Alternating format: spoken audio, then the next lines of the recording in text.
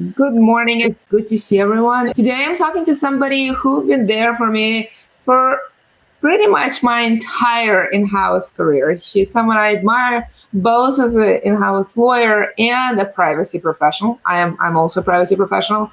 Privacy has been my love and the reason why I went to law school in the first place. So it has a very special place in my heart. And the conversation we'll have is about what it means to be an advisor and how to grow through being one outside of your full-time job. There are definitely opportunities to do that. And I encourage folks to think about their growth in a more holistic way, both at their current job and take advantage of what it has to offer, but also with the opportunity outside. Before I let her introduce herself, I'm going to say that she has been nominated by folks who joined these conversations. And I rely on you to let me know who I should talk to next, who has insights about things that are personal, professional, or community related, because we know that in-house lawyers are humans first and they have many lives and ways to contribute. So let me know if you have any recommendations about who I should talk to next. And without further ado, Alexandra, welcome to Notes to My Legal Self. I'm so excited that I do them because I get a chance to catch up with my friends. It's so nice to see you. I mean, we've known each other for several years, but we haven't seen each other since all of this COVID nonsense. So it's really nice to connect with you. Let's introduce yourself, where you are today. Yes. Well, hi, everyone. My name's Alexandra Ross. I am the Senior Director of Privacy, Data Use, and Ethics at Autodesk, which means that I manage a team of attorneys and we support the strategy, governance, and legal issues related to our global privacy, security, data use, and ethics programs. That is really cool. I know you've been in privacy for a very, very long time.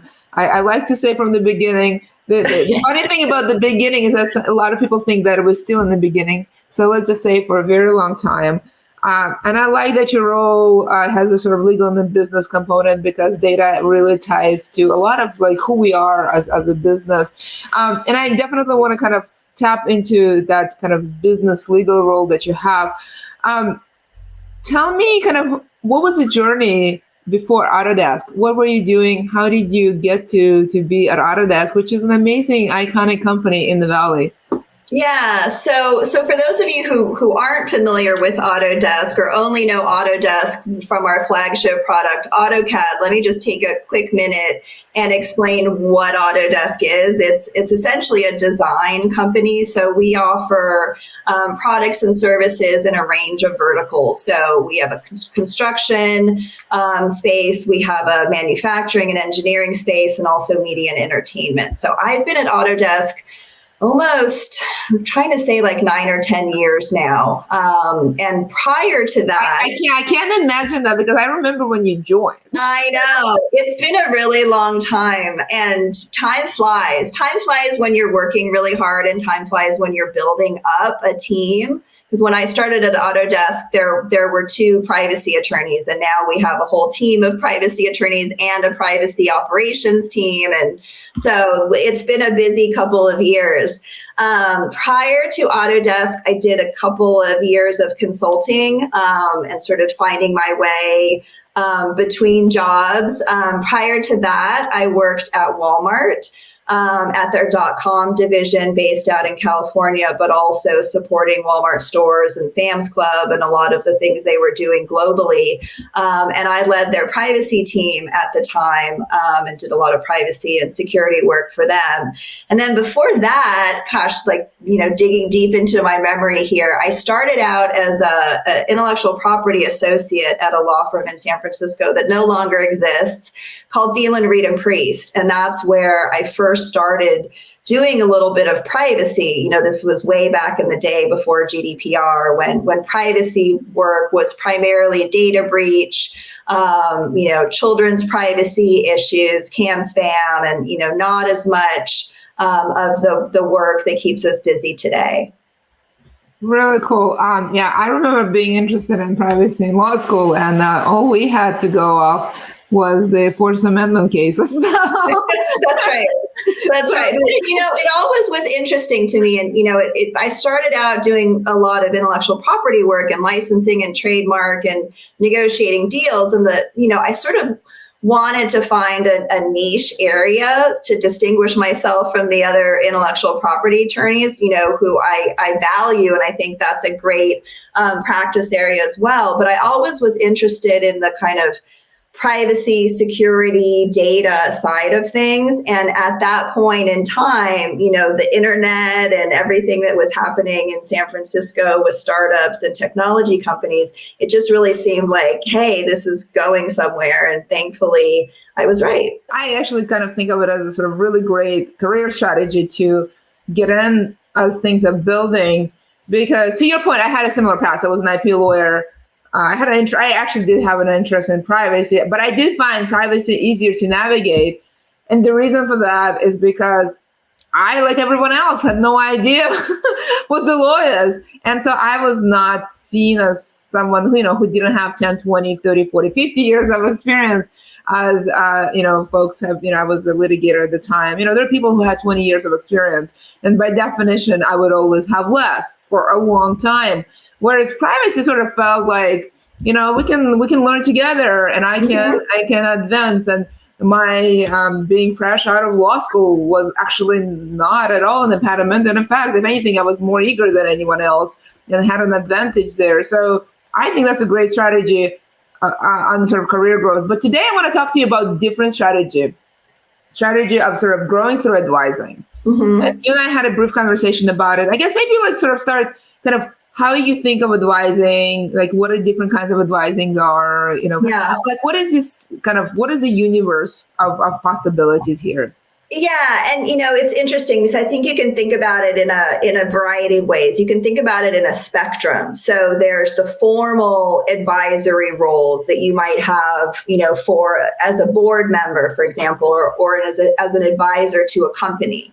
And then there's mentoring and managing, and then there's coaching. And each of those are sort of different contexts or different formalities or different types of approaches that you might take. So you're giving professional advice if you're a board member or an advisor. You're giving some sort of mentoring advice if you're talking about your peers or your colleagues or your direct reports, that you're doing some sort of management oversight or helping mentor them with their career and professional development.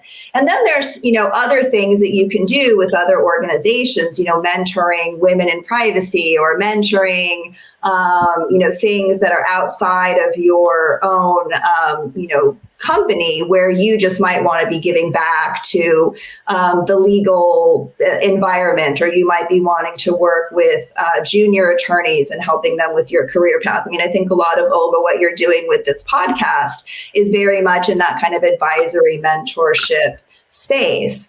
And then there's that kind of everyday, even like personal life, like how can you advise your friends or your family? That can get like a little bit more sticky sometimes, but, I see it in sort of a different spectrum. And what I really have been focused on in the past couple of years is kind of the more formal side of things, is trying to find more opportunities for myself and for others to participate with those formal advisory and board member roles. But through my career, I've been drawn to and I've been pursuing a lot of the other kind of mentorship and more informal advisory roles. I like thinking in spectrum. I think the world is rarely black and white. It's a lot of shades of gray, and navigating them successfully is really kind of a skill. It's partially a legal skill, but it's also, I think, is a human skill to be comfortable in shades of gray.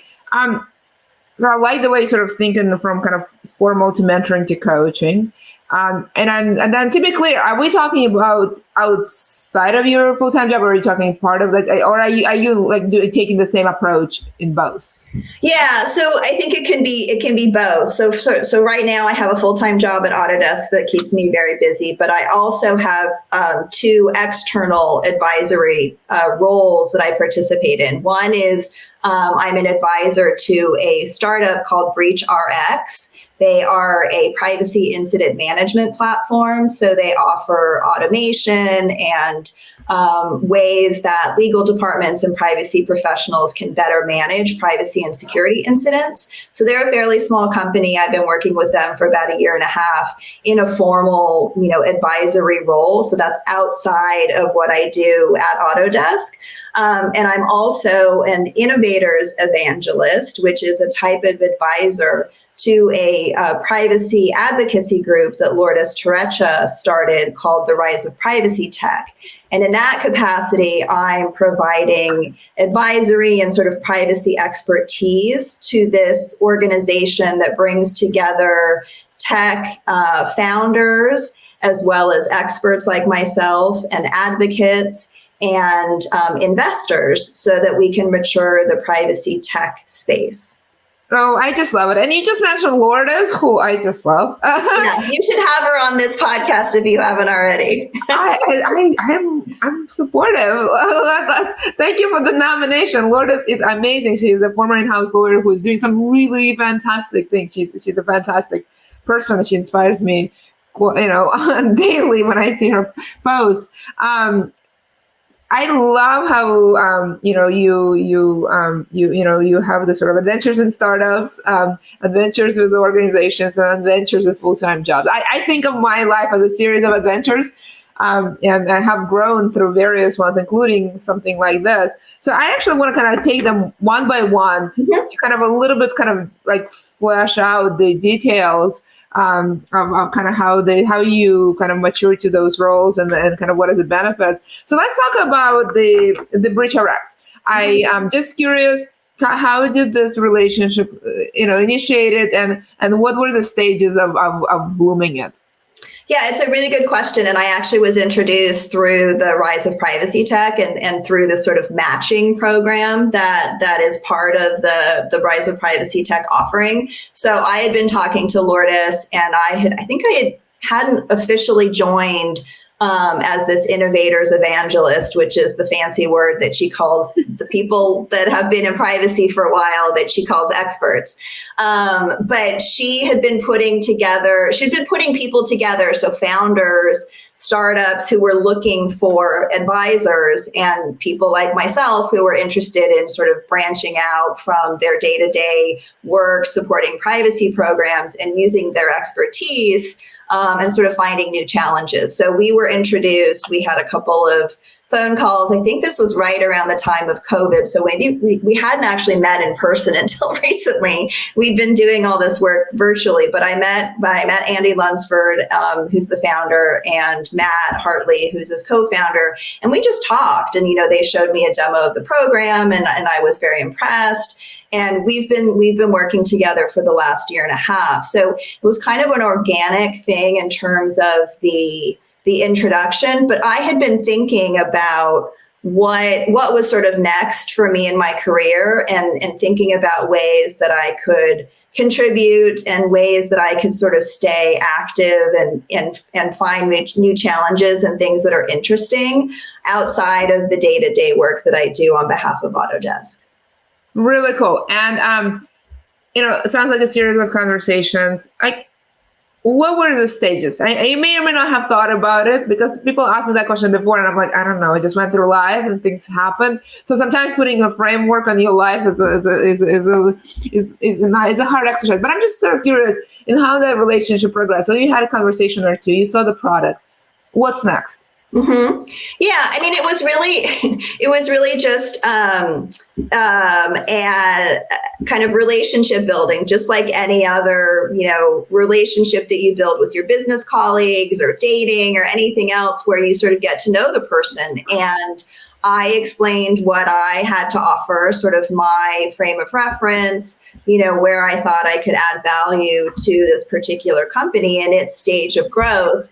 And Bridge RX, the two founders, explained their story and sort of their their purpose and their passion for this particular technology. And we had a series of conversation as it really kind of grew organically. And, and I'll say I was introduced and I was matched up with a couple of other companies at that time as well. And we had some conversations and it wasn't a good fit for a variety of reasons. Either I wasn't, thinking this is a product that I think is necessarily viable, or maybe I didn't have the technical or sales capacity that they were interested in, or they already had enough advocates, or they were in a different time zone, or whatever it was. So there were other companies that I was talking to that didn't have the same fit that I ended up having with BreachRx.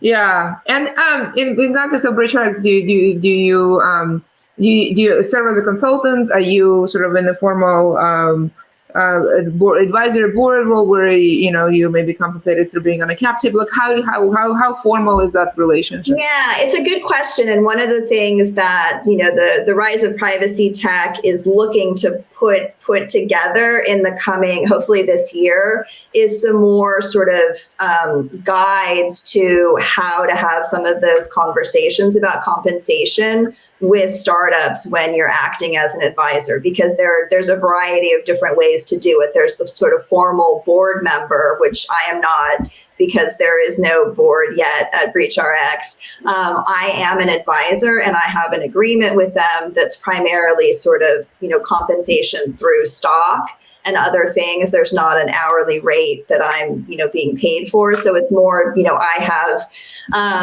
have an interest in their long-term success, but there are other advisors that do get paid, on an hourly kind of consultant basis. That's not the way that I negotiated it with BreachRx. But one of the things that we've been talking about with the rise of privacy tech is giving more guidance to people, explaining what are the benefits of being an advisor, kind of more like how to become an advisor, why it's a good thing to consider, why it's so important.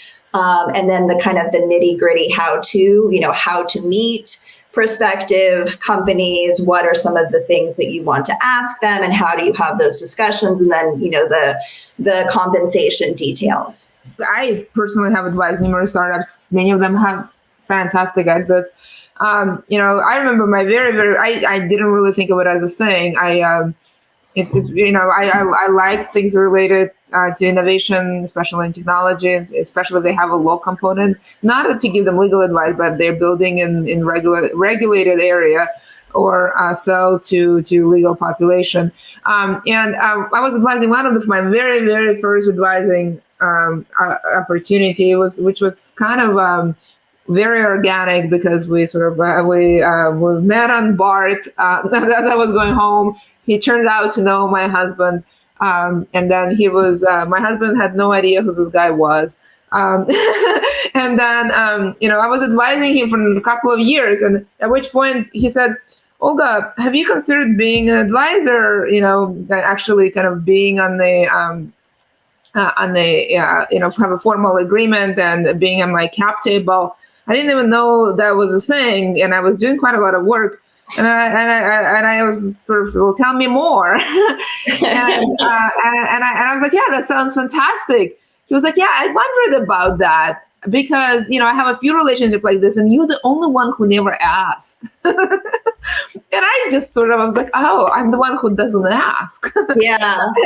So it's interesting. And I think, some of this happens, from referrals or relationships or people, or you're sort of you're at an industry event, you're at a privacy conference and you get introduced to people, or someone thinks of you as a good fit. So I think part of, I guess, advice to people who are interested in pursuing this, pursuing being advisors in a kind of more formal, either board member or advisory role to companies, is think about, your network of people. Think about who can get you introduced, and also what area you're interested in, because I was very much focused on technology companies in the privacy and security space. So, this whole ecosystem that's starting to develop of privacy tech.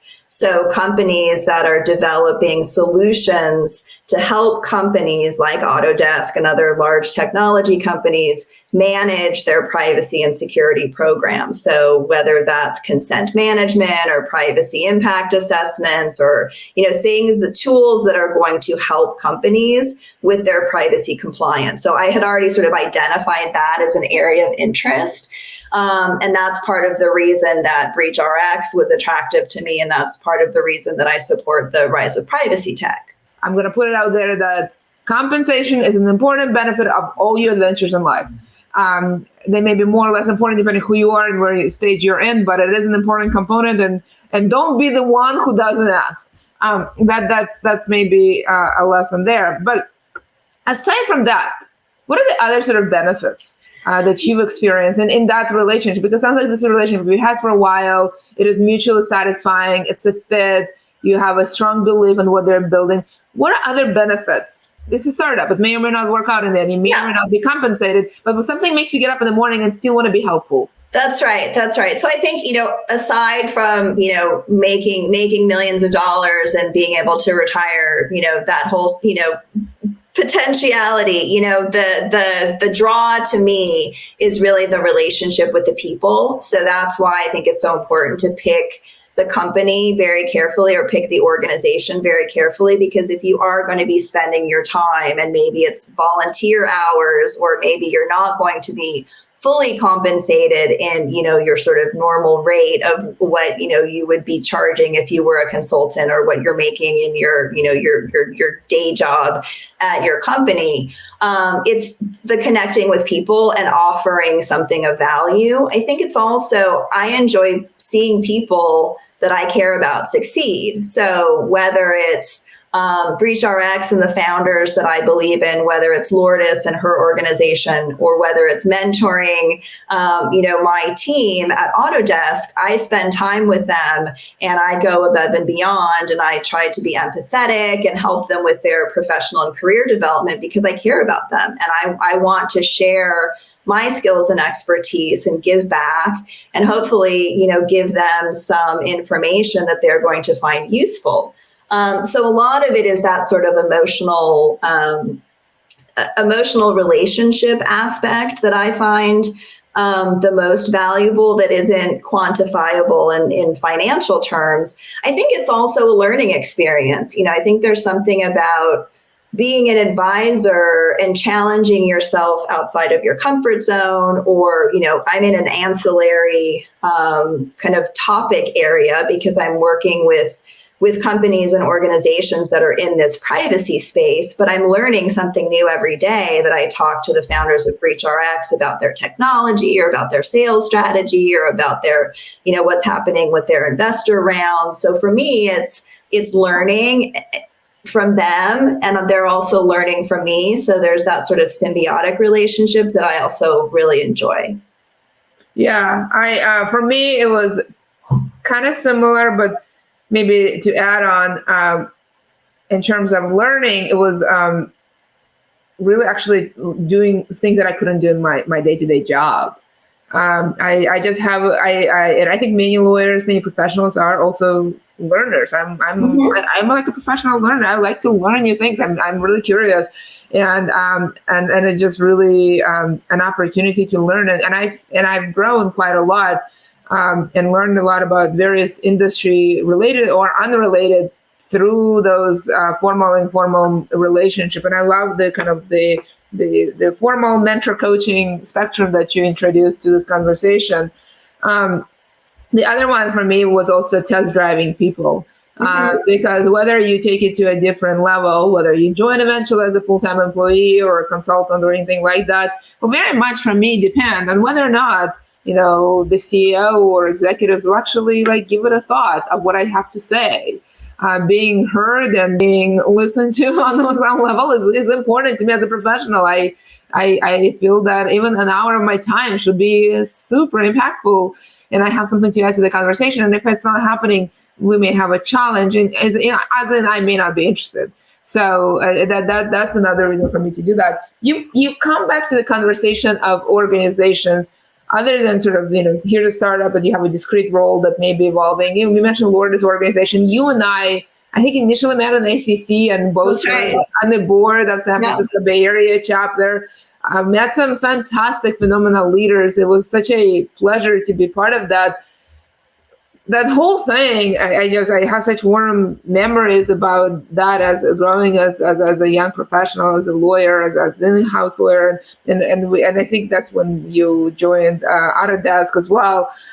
I guess, how do you think about this relationship with organizations? Maybe it's a very different relationship. Yeah, it's a relationship with like Lourdes is more of your peer. And kind of why would you do that, and how you structure it, and how you think about those relationships?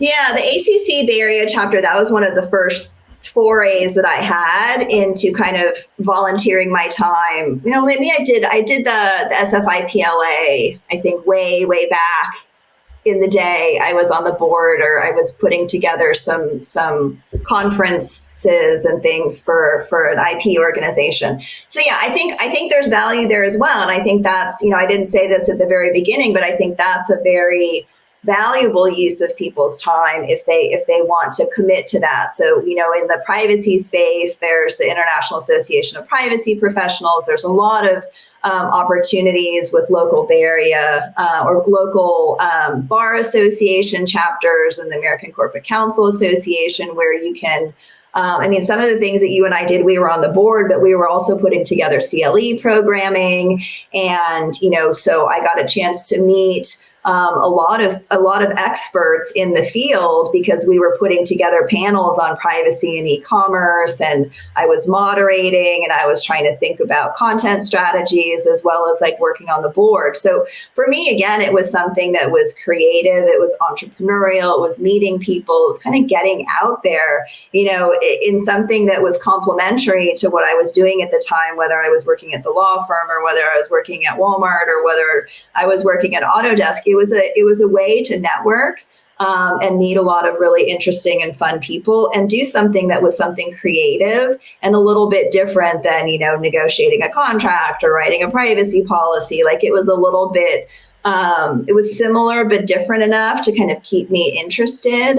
I like to have a variety of things going on in my life, not like completely chaotic, but I like to have, I like to be dabbling in a lot of different things. I think if I was only working a full-time job at Autodesk, I would be a little bored, and I would want some new challenges and new things to do. So that's why I do these, volunteer or paid advisory roles. That's why I do a lot of speaking engagements at conferences. It's kind of to keep me interested in privacy, but keep kind of my, I don't know, there's something about that sort of keeping on top of like interesting topic areas, whether it's AI, machine learning, whether, just kind of like keeping my feelers out there and what's happening. And I think being part of these organizations is a way to kind of stay fresh, so that you can get new insights about new topic areas, or you can have conversations with colleagues in a different context than what's your day-to-day at your job. Yeah, keeping your hand on the pulse is definitely one of the things. And one of the other things, and I still remember at some point you published a book. And I thought, wow, that is so cool.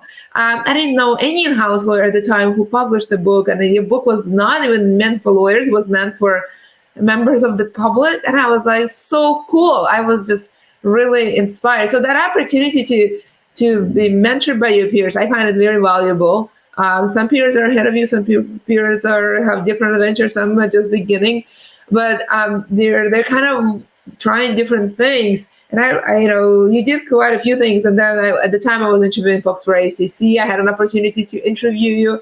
I learned so much. That was one of the conversations that I learned so much at the time.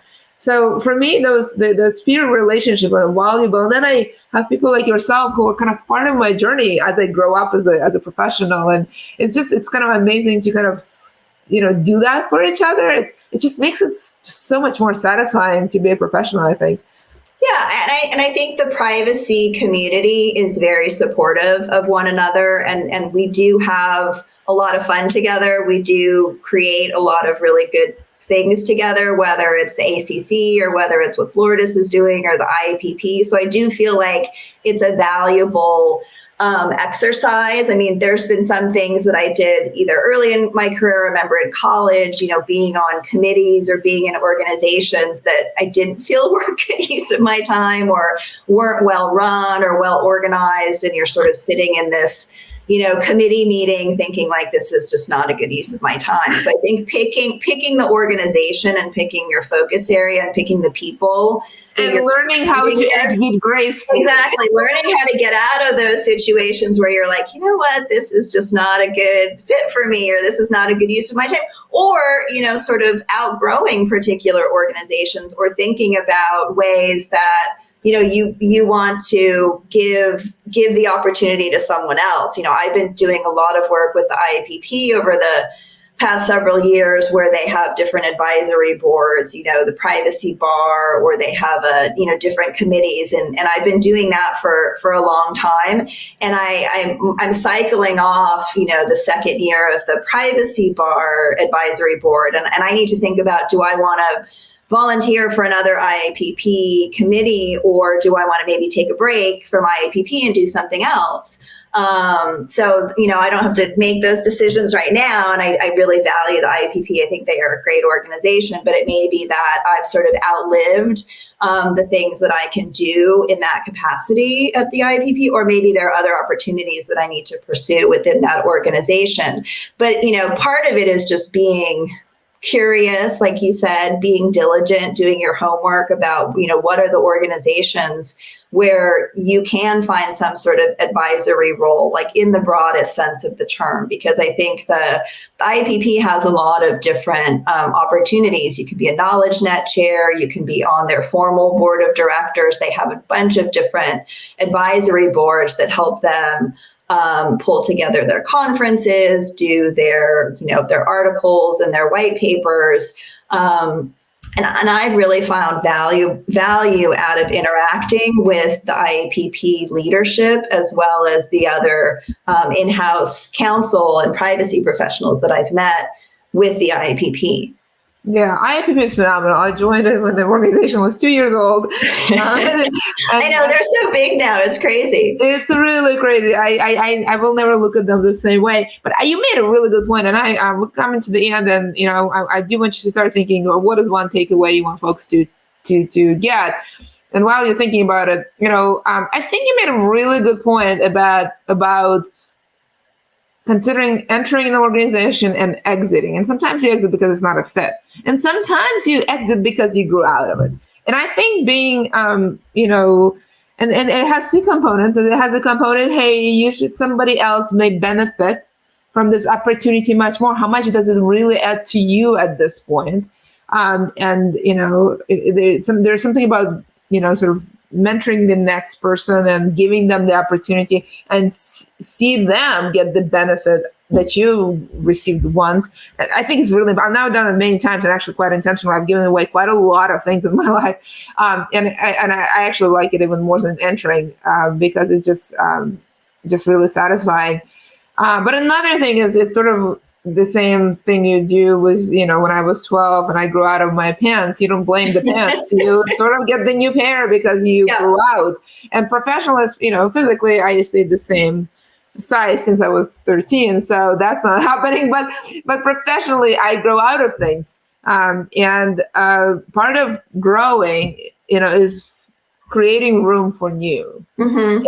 And somehow we don't always do that intentionally. And I think that should be an intentional practice, sort of the art of tidying up your professional life. Does it still give me joy? I think that's a really good question to ask. Because you really want to, if you are growing intentional and you're not sort of asleep behind the wheel, you will be not asking, what can I bring on? You will also ask yourself a question, what should I be leaving behind? And what does that mean? But Alex, this was a great conversation because I definitely think that advising is a full spectrum of options, and you can really leverage it as a professional, even with a full-time job, to propel yourself forward. I've done it many, many times, and you did as well too. What is one thing that you would want folks to take away from this conversation, or maybe one thing that you haven't said that you really want them to know?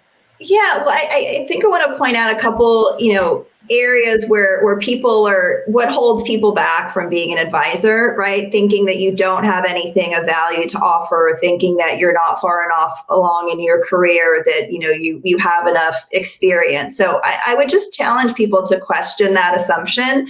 Is there something that you would find valuable in a relationship with some sort of organization, like some of the ones we mentioned, or a startup, where you could offer, your skills and experience, and be an advisor. It is a time commitment, so you have to think about how it fits into your life and how you can make sufficient time and sort of manage expectations there. But I think that sort of fear and uncertainty or hesitancy that people have about being an advisor, I would definitely advocate and encourage people to find ways that they can be a trusted advisor.